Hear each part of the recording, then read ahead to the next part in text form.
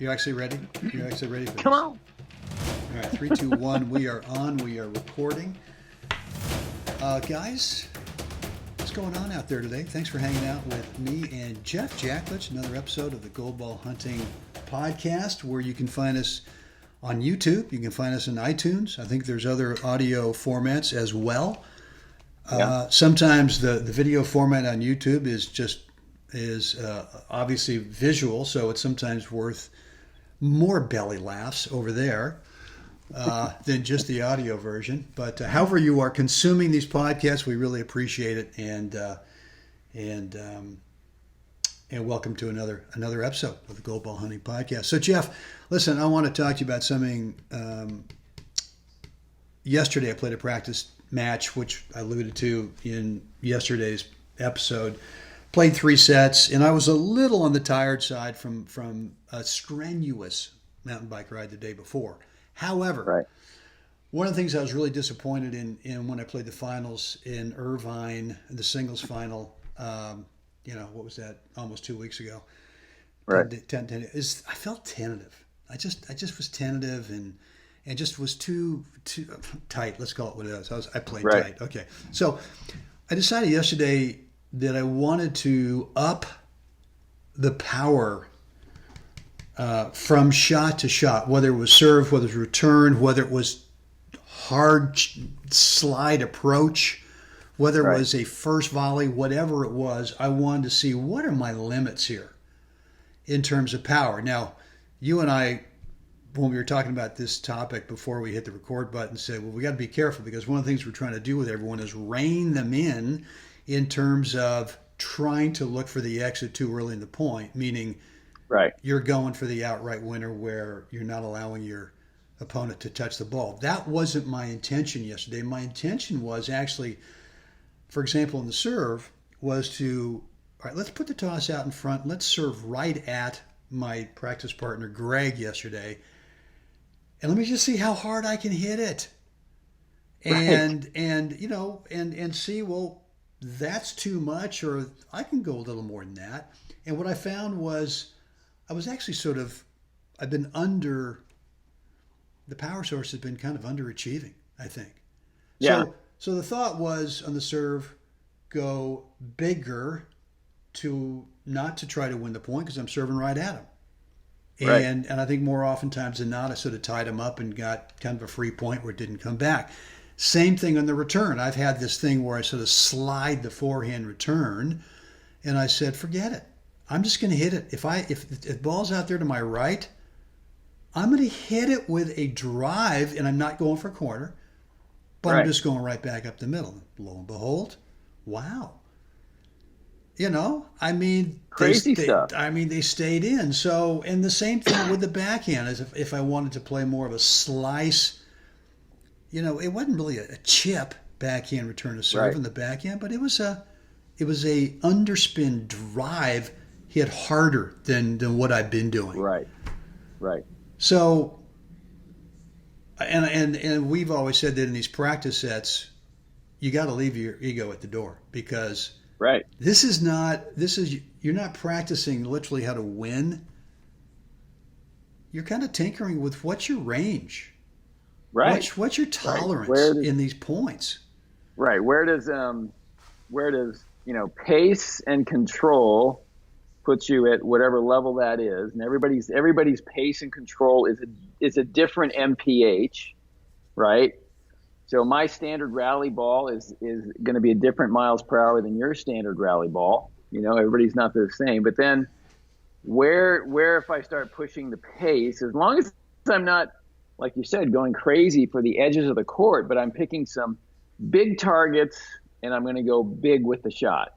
I'm going to go heavy with the shot, right? So I can kind of maintain this thing as I start to increase pace. If I'm picking the right target, I can get control to kind of hang with me.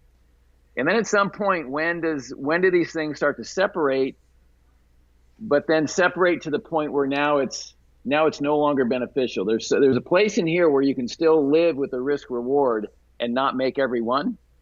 You can still live with that, but then there's a place where it actually breaks out, where now the pace is just so the control is just completely out the window. And then you've got to so where is that? And like you said, you got to tinker with that.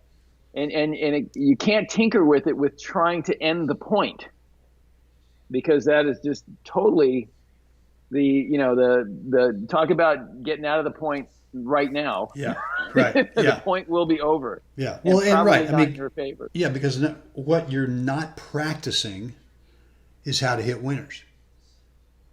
Right. That's not what we're practicing. You're not practicing how to do that. And what you're going to practice in that is, one, how big can I go and have the ball land in? Because that's actually a confidence builder. When you start to hit the ball bigger, but it's landing in, and you're just picking safe targets and you're doing it, you start, okay, let's pull the trigger here. But then you have to notice what's coming back. Yeah. Like, wow, you know what? I notice when I increase the pace here a little bit, but I stay with these more conservative targets. I notice his ball starts to land a little shorter. He can't quite keep up. But that's what we're getting at, is that the ball you're hitting created more opportunity for you. Right. So, and that's something that, we've talked about a lot, and that everything happens in 2 and 3 ball combinations. The shot that most people think is going to end the point really isn't. There's one more shot that has to be hit to actually end the point.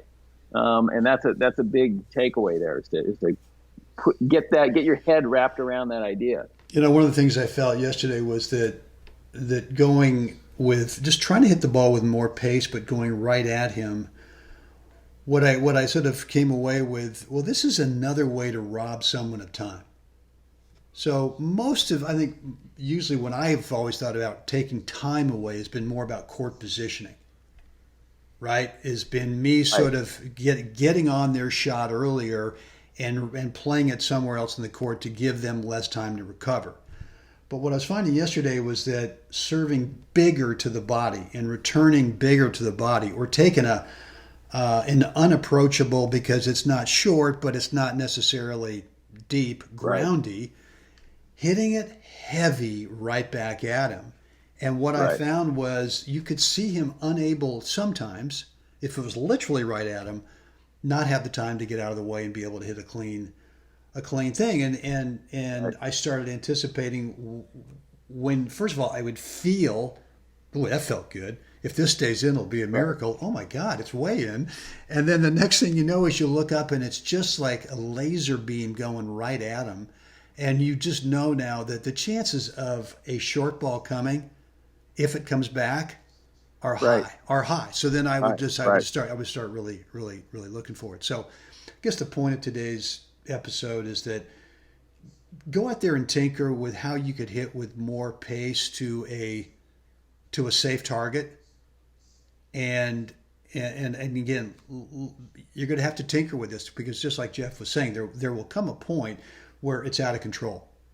And yet, I remember what I wanted to say too is that, look, as you started, and if you're listening to the audio part, you didn't see how Jeff was demonstrating with his hands the different levels where you're consistent on one hand, but on the other you're trying to raise the power.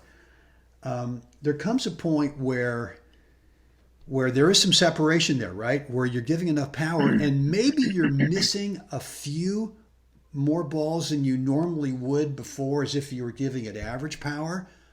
But you're winning, actually, if you look at the big picture, you're actually winning more points. Right. Not from hitting winners. Not from hitting winners, but you've actually raised you've raised the power output to big targets.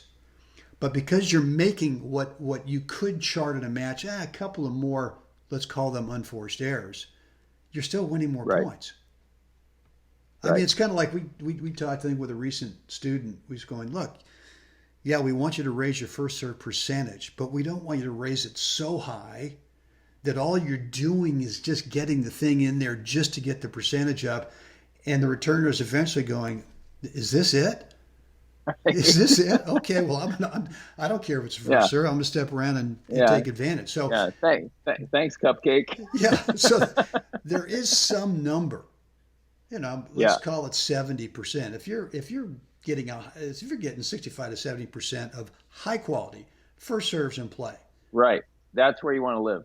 then you're fine. If you're getting too high a percentage, then the chances are either you're foot faulting like a monster, or you're Right. you know you you can't do that. You can't right? change the geometry on that, or it's just Yeah. going in. There's just too much of a cream puff just to kind of get that first serve Right. percentage up. So, any parting shot, any parting words of wisdom on this topic today, Jeff? No, I think as you go big, and if you find yourself hitting the ball wide, Yeah, just change the target, move it more center court, or maybe go middle, and just find, if you're hitting the ball wide but not long, that's just an adjustment. Like, get the ball in the court, find the court, yeah, and pick the middle of the court or the middle third of the court, right? Halfway out to the sideline, halfway, the middle third, and experiment with that. And because I can tell you from my own experience in match play and practice sets and all that, it works, and it works really well, because most players are always looking for the habit, again, that you can get into also as a player, is always assuming the person's going to go to the open court. That's just not the case with the better players. They're looking to disrupt the basic geometry, but not also take high risk. And so, that's when you do that, you've got to like just feel the ball. Where's that point that you lose complete control? You should know where that is, because that's just part of your volume. It's just part of your gas pedal to know when I'm going to blow the engine. How many RPMs can I run it out until it's no longer beneficial? yeah. So you should know that. Anyway, so that's my parting shot. Yeah. Well, I found that level yesterday. I would say halfway through Cool. the second That's cool, set, right? I found the level, and it was tangible. And I said, yeah, I've just missed like 3 or 4 returns where I've really tried to ding it, and I just knew that I was out of control at that point with stroke technique. And Right. whereas before, when I'd sort of made the decision earlier in the day, let's just kind of see with what we can do here, and I didn't go from what is my standard to boom all the way up here. It was just kind of like a little. All right, if I'm going 60 miles an hour now, let's see what it's like at 62. All right, let's try 64. Well, at some point I was like at around 75, and that was, I could hear the sirens behind me going, you better pull over here, Mr. Abel. Right. Driver's license and registration, please. All right, listen, we better check out. Guys, I did not mention at the beginning of the podcast that Jeff and I are offering a free 10-minute private coaching call, a three-way conference call, and just you, me, and Jeff, and we just ask you to bring that one thing in your game right now that's kind of bugging you, can't quite figure out. Ouch. And you'd like to get a different result, and so we want to help put you on that path to start getting the result you want, whether it's singles or doubles or both. The way to get on the call, go to goldballhunting.com. That's ground zero for what we're doing here. Drop in a first name and email address, click the button, and you'll get instant Sanka, instant coffee results. Instant. To our online calendar scheduler, where you can pick the date and time that works bueno for you. Jeff, what would we like to find folks to do right now? Like us, share us, please subscribe. Let us know what you think down below. Beauty. Guys, get out there today. Assist someone else in having a spectacular day. Jeff will do this again tomorrow. Can't wait.